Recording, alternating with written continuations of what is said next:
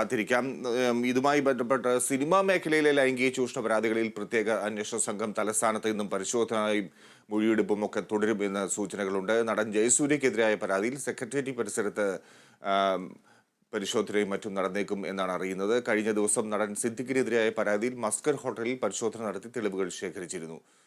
വിഷ്ണു, ഈ ലഭിച്ച പരാതികളുടെ മൊഴികളുടെ അടിസ്ഥാനത്തിലുള്ള തെളിവെടുപ്പും മറ്റു തുടർന്നുള്ള മൊഴിയെടുപ്പും കാര്യങ്ങളുമൊക്കെ എങ്ങനെയാണ്?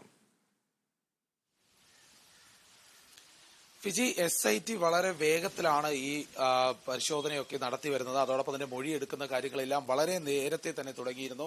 ഈ കേസ് ഏറ്റെടുക്കുമ്പോൾ തന്നെ സ്പെഷ്യൽ ഇൻവെസ്റ്റിഗേഷൻ ടീം പ്രഖ്യാപിച്ചതാണ് വളരെ വേഗത്തിൽ ഈ കേസ് മുന്നോട്ട് കൊണ്ടുപോകും, ഏത് തരത്തിലുള്ള നടപടിയും വളരെ വേഗത്തിലുണ്ടാകും, ഏത് പ്രമുഖർ ഇതിൽപ്പെട്ടാലും നടപടി ഉണ്ടായേക്കുമെന്നുള്ള കാര്യങ്ങളെല്ലാം വ്യക്തമാക്കുന്നുണ്ട്.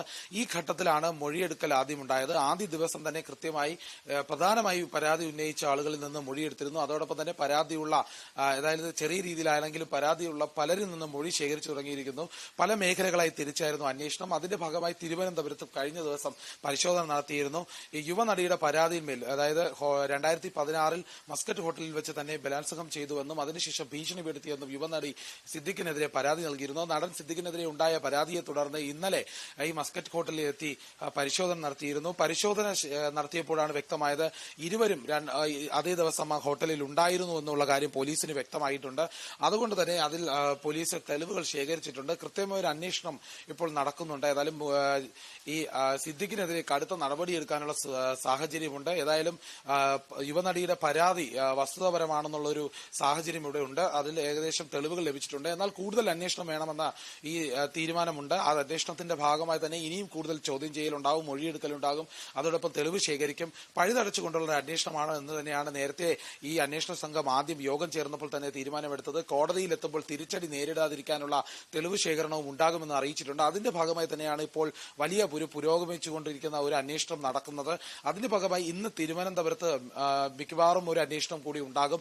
അതായത് നടൻ ജയസൂര്യക്കെതിരെ പരാതിയിൽ സെക്രട്ടേറിയറ്റ് പരിസരത്ത് അന്നത്തെ സിനിമാ ഷൂട്ടിംഗ് ലൊക്കേഷനുമായി ബന്ധപ്പെട്ട പരാതികളുമായി ബന്ധപ്പെട്ട് അന്വേഷണം ഉണ്ടാകാനുള്ള സാധ്യതയുണ്ട്. ഇന്ന് അവിടെ പോലീസ് എത്തി പരിശോധന നടത്താനുള്ള സാധ്യതയുണ്ട്. ഈ പ്രത്യേക ടീമിന്റെ ഒപ്പം തന്നെ ലോക്കൽ പോലീസിന്റെ ഒരു വിഭാഗവും ചേർന്ന് പ്രവർത്തിക്കുന്നുണ്ട്. അവരെ വിട്ടിട്ടായിരിക്കും ഈ അന്വേഷണം കൃത്യമായി നടത്തുന്നത്. അതോടൊപ്പം തന്നെ വനിതാ ഉദ്യോഗസ്ഥയുടെ നേതൃത്വത്തിലുള്ള ഒരു അന്വേഷണം തന്നെയായിരിക്കും. കൃത്യമായി തെളിവ് ശേഖരിച്ച് പോലീസ് കേസ് ഫയൽ ചെയ്യുന്നതാണ്. അത്തരത്തിലുള്ള നടപടിയാണ് ഇപ്പോൾ പുരോഗമിക്കുന്നത്. എന്നാൽ അതേസമയം നടൻ ജയസൂര്യക്കെതിരായ പരാതിയിന്മേൽ ഒരു നടി നേരത്തെ തന്നെ പേര് സൂചിപ്പിച്ചിരുന്നു.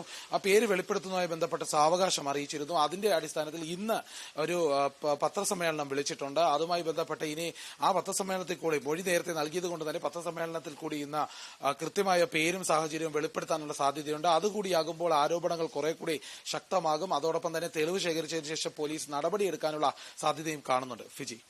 ശരി വിഷ്ണു.